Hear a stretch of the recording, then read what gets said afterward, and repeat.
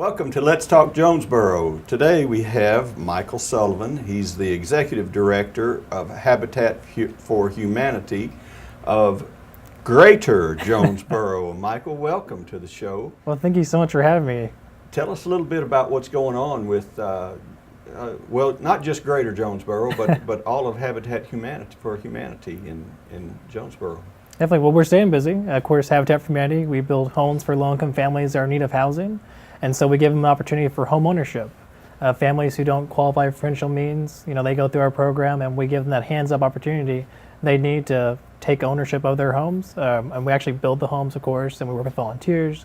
So we're staying busy. We're finishing up a rehab currently. And so that family will move in within the next month. And so before Christmas and Thanksgiving, she'll get, her first time in her actual home. And so it'll be really exciting for her. Yeah, we have a lot of projects coming up as well, and one. So not everything you do is then a from the ground construct. You will rehab some homes, and yeah. So this home that you're doing now, tell me how much you had to start, how much work you had to actually do. Yeah, so we only rehab homes that Habitat owns, and then we sell them to the families at no interest. So this house is a 2-bedroom, 1-bath, and it cost around $35,000 to rehab it. New flooring, new drywall, all new paint, of course, new plumbing. I mean, basically we took just the bones of the house and put new on top of it. Very and so cool. It's been a lot of work. Yeah. Now you've got some new stuff going. I mean, Habitat has been around a while, but you really have it starting to ramp up right now, don't you? Yeah. Tell me what you've got coming in the next, say, 12 months or so. Definitely. So we used to just build one house a year. Starting actually March, we're looking to start 2 new homes at the same time. Typically just do one and get it done within the year. Now we're going to do these 2 and hopefully we'll be done within 6 to 8 months. And then after that, we'll continue to grow and build 3 to 4 homes a year. And that's thanks to the home partnership grant we received this past year, which is going to fund 12 homes over the next 4 years in Jonesboro for home ownership and for families. And that home partnership grant was provided by? It's part of ADFA, the Arkansas Development Finance Authority. It's through their home program. Very nice. How much was it for? It was just over $1.08 million. And those funds, of course, will be used to build those 12 homes. 12 homes. So we'll changing 12 lives here in Jonesboro, our families. 12 families, yeah. And now you have I've seen a diagram for an entire block that you'd like to do as many as 9 homes on one block, right? That is correct. Yeah, we've had this property donated. It's around 2 acres. We have to mow it each year, and so it's time to build. So that's my alternative motive, is to just get some house on it so I stop mowing it. But nice. But yeah, it's going to be 9 homes on that property, and we're looking to do some creative things with it in order to maximize the space and give back to the community as well, if we can get the funding for that extra stuff. Yeah, that's right. You don't have any problem in Jonesboro finding volunteers, do you, Micheal? We have too many volunteers sometimes, but that's a good thing. That's a great thing. It is. Anytime we need something, whether it's financial, in-kind, or volunteer time, it's a Facebook post or a phone call away, and we have volunteers at our build sites, ready to swing that hammer. And so we're always looking for more volunteers too. And so to utilize their skills, whether that is painting or working in the office as an intern or making calls for fundraisers, whatever it is, we can always use more volunteers. You make use of volunteers with their personal talents, their individual talents. That's correct. Yeah, I believe that if you're going to volunteer for something, you should enjoy it. Yeah. And so if you're good at something, well, let's utilize that. Let's make that valuable for the organization. And you're enjoying what you're doing, you're going to come back and do it again, time and time again. And so we'll make it fun and safe, of course, for the volunteers. Yeah. Well, I don't know what my specialty is. I don't know how to help. You could manage. Yeah. I could manage. You could be you could lead. Lift that, pick that up, put that over there. You can be a lead builder who acts like they know what they're doing. Yeah. You're right. And just point. You got my job. Well, tell me what the outcomes have been. Give me an example of someone who has been the beneficiary of a Habitat home, and tell me what it's. I mean, do you follow up with these people, these families? Of course. Like I said, they do pay that mortgage, so we're in a partnership for the next 20 to 30 years through that. And so we keep in contact. They're part of the Habitat family. And so we've had a number of success stories. From our last home, we completed a 4-bedroom, 2-bath home for a family of 7, a single mother who was 29 at the time, and her 6 children. And so she, had a lot of family support come out and actually help build the home with her through our program. And now she's in that house, and she loves it. Of course, she has Halloween stuff out now in the front yard, and so it's so neat to let her kids, be able to do that now. But she's gone back to school and got her certificate to be a surgical technician, and so she's improving her life, not just through her housing, but her personal life and her career. So she has that stable environment now to do that. And when we have like Mia Moore, the Moore family, single mother of 2 children, she went back to school to get her nursing degree.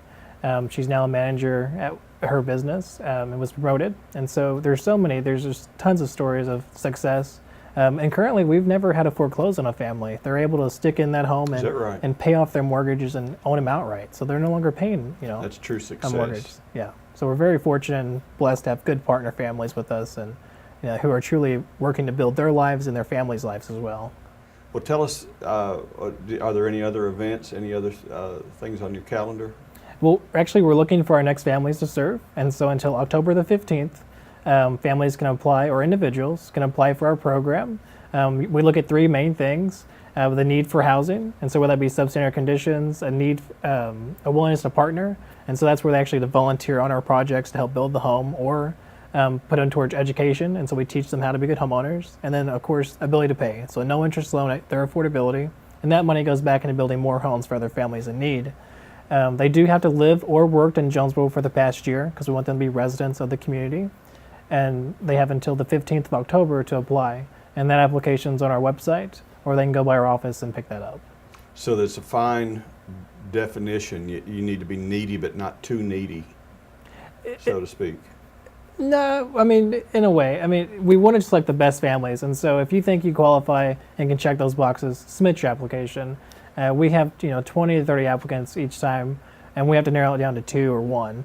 And that's really hard on our family selection committee, but so don't be discouraged if you're not selected. We tell families all the time, reapply, because you could have been that next person that we're at the cutoff, and so the next time that could be you, and you don't know unless you try. And we typically tell the families why they were denied, if we do have to deny them, and it could just be there was someone with more need than you, and that's unfortunate. But if you're blessed in a way that you're not worse off, if you will. Yeah. Micheal, how long have you been in this position? I've been in my position for just over 3 years now. I started back in 2014. All right. So tell me some of the things that you've learned. Some of the wisdom that you've gained in 3 years from both the perspective of community giving, community charitable work, and how to benefit from it when for people in need. One of the biggest things I've learned is take opportunity. And so whether that's a homeowner applying for our program or an intern from the A state, working in our office, take the opportunity as it comes. You may not be selected or, get chosen, but if you are chosen, then the greatness that can come from that, the impact we make in the lives of these homeowners that we serve, the skills and talents we give our interns, other volunteers who work in our office. Just take the opportunity as it comes, and even if for our build days, if we have a week build, come out one of those days, help us raise that wall. Learn a skill that you typically wouldn't have ever known how to do, and let us be that benchmark for you, or that platform to do that. And so take opportunity as it comes is one of the biggest things that I've learned. And in my position, as we see things and try to grow the organization, we're taking those opportunities and running with them, if you will. And what would you tell a skeptic who says that, or is concerned that this is something that people are taking advantage of? I say that they can try to take advantage of it, but through our policies and our program, we have it's a solid foundation. It's not just in Jonesboro. Habitat for Humanity is an international organization who has international guidelines throughout all the affiliates in the United States and around the world, and we have a certain brand that we want to hold up to. And so if one family hurts that brand, and one affiliate, if Jonesboro didn't collect on this mortgage and just let them live there for free, that hurts the brand. And so, we don't want that. We want to make sure that we're accountable for Jonesboro and also the other affiliates too. And so we stay true to saying if you don't pay for your mortgage, then we're going to foreclose. If you don't complete your 250 volunteer hours before the closing their home, then you're not going to move in. We keep these homeowners accountable. We truly believe in the hand up, not just the handout opportunity. And so we want to continue that. And that's through that, I hope they'd realize that we're not just a joke or a pushover an organization. We truly mean business, and we'll hold these families accountable. And that helps you appeal to people who are really dedicated and devoted to the mission of their own empowerment, right? I would assume. Yeah, correct. Well, good. Do you have a staff? Well, we've been fortunate. When I was first hired, it was all volunteer-based except me. Since then, we've hired 2 part-time employees, a construction manager and now a donation manager most recently. We also have interns who volunteer and other volunteers who come in monthly or weekly in the office to help. So I'm not alone, of course, in the office. It doesn't get too lonely in there. But That's good. Yeah. Now, who are your major donors? Do you have corporate donors as well as private donors, and how do you find funding? I know you got the grant, which is beautiful, but you still rely on a lot of just charitable donations. Definitely. That $1 million sounds so good, but it's just for construction. It doesn't keep my salary or my employee's salary, or it doesn't help promote new fundraisers, things like that. And so we still need that income coming in from our fundraising. For example, Super Sunday's coming up. It's our largest fundraiser of the year.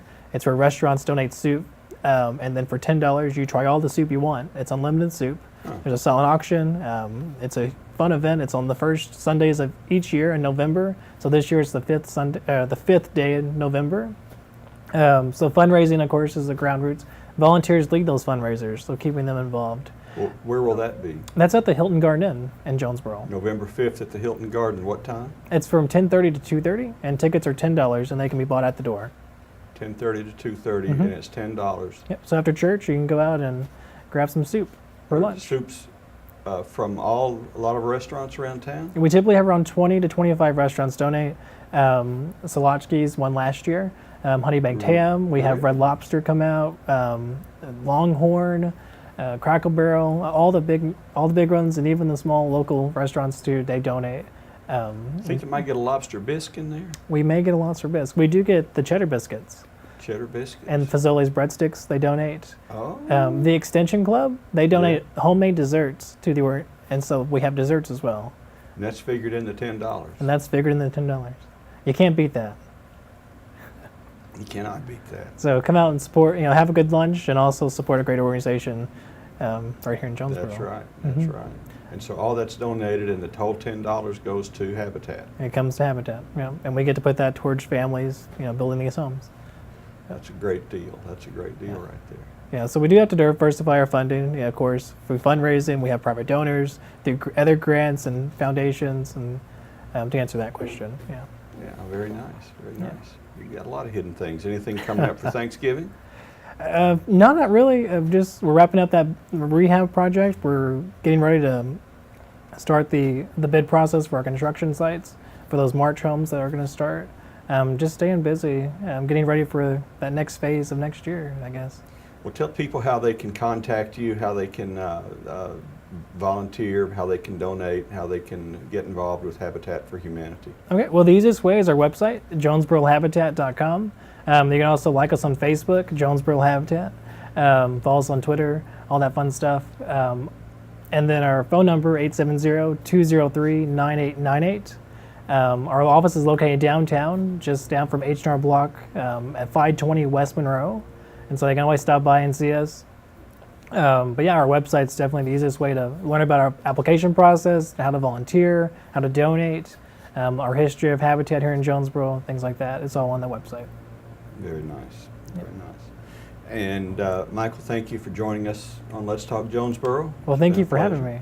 Yes, Yeah. and we'll have another edition soon. So in the meantime, follow us on Facebook and find this city at jonesboro.org, and stay in tune. Keep up with everything that's happening in your city